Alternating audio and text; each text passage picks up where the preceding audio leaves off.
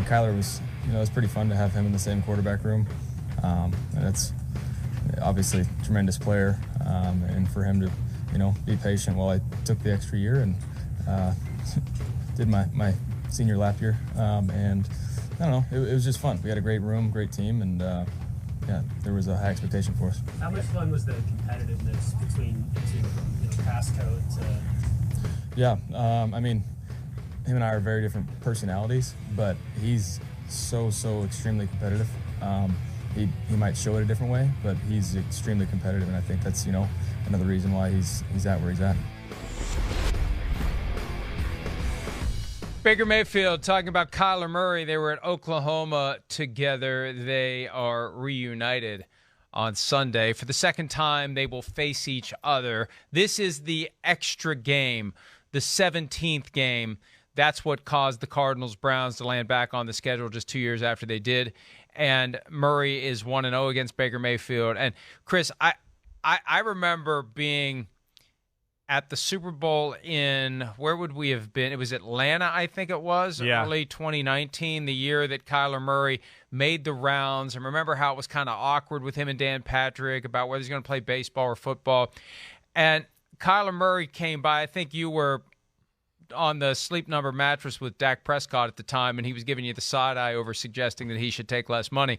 Kyler Murray and I had a conversation, and Kyler... And look, ever since that moment, he's shy and he's reticent and he's cautious. And Baker Mayfield called him 3 or 4 times during the interview, and I think Baker kind of felt responsible for him and knew that he was in a new experience and he was going to be overwhelmed, and he kind of laughed about it. Baker's calling me again. But I just think it shows that there's that kind of relationship there where Baker's kind of like the big brother that's taken him under his wing and was trying to help shepherd him through what would have been a stressful time for a guy who is very quiet and doesn't want to do a lot of talking, and all of a sudden is thrust into an environment where he's expected to talk all day long. Yeah, I hear that. I could see that, certainly. That's kind of how, the pecking order, for lack of a better way to say it, works in, football, the NFL. Hey, we were on the same team. You were the young guy. I was the old guy. Let me kind of show you, how this works to a degree, and let me help you out when I can. Now, I doubt that's going on anymore, of course, because Kyler Murray, he knows what he's doing. But, yeah, and then, hey, they had some special times together. Come on. How amazing is that? Those two in the same room, Heisman. That's just amazing. It really is, that story. So, I'm sure they had a lot of laughs and a lot of good times together and learned a lot from each other and had probably a good time competing out in practice and seeing who could throw better lasers on out routes to CeeDee Lamb and all the other great players they had there at Oklahoma. It was Heisman. It was number 1 overall pick Amazing. As well, and they get together for the second time on Sunday. So, as we play a game of what's more likely? Cardinals suffer their first loss of the season, or they beat the Browns in their own building by double digits. Ooh, well, I'm not going to go with I don't know who I'm going to pick in this game yet, but I'm not going to go. I'll go Cardinals suffer first loss because I don't think they're going to beat the Browns by double digits in their own building. I don't think that. No. And hey, the Browns, let's not forget, it's a very fast, talented defense. They got a lot of new pieces and parts, and they're trying to learn a defensive scheme too. But the thing they do is the Browns run the same defensive scheme the 49ers do from last week. So they're going to be able to look at that film a little bit and go, oh, wait, okay, that's what they did to slow them down and everything. So even if the Cardinals win, it's not double digits. I don't see that happening.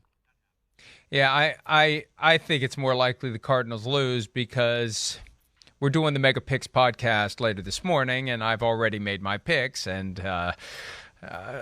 spoiler alert, I think it's time for the Cardinals to lose. I think the Browns are better than 3-2, and they need this one. They can't afford to fall to 3-3. Not in that conference in the AFC with all those great teams. All right, what's more likely? The Jaguars get their first win since week 1 of the 2020 season. They've lost 20 games in a row. Or Urban Meyer doesn't return with the team for reasons other than needing to clear his head. Yeah, needs to spend some time with the grandkids again.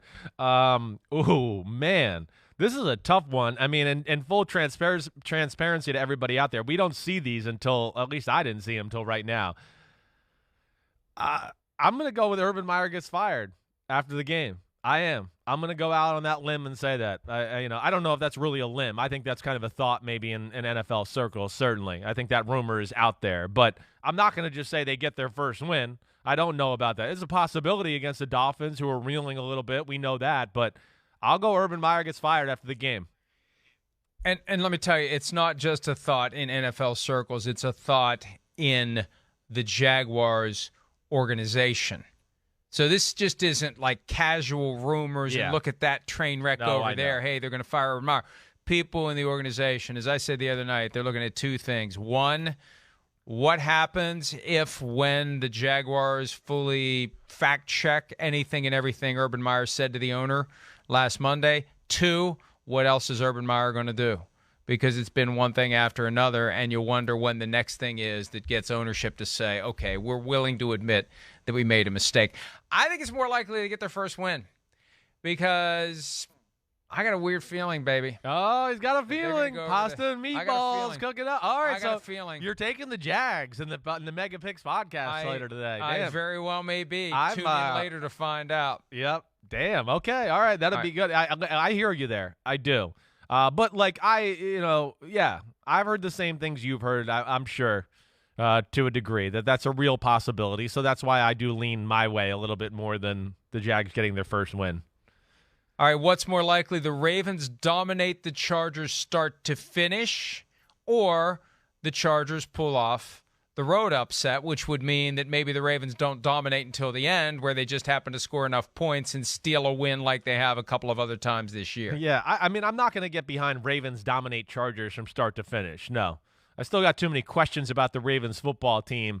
I'm not saying I'm picking the Chargers to win this game, but I don't think they're going to get dominated if they lose. So out of these two options, I would go Chargers pull off the road upset over Ravens dominating. I mean, Chargers are just too good on the offensive side of the ball, and the Ravens, of course, are not great on the defensive side of the ball for me to think that the Ravens are just going to dominate them. I don't see that happening.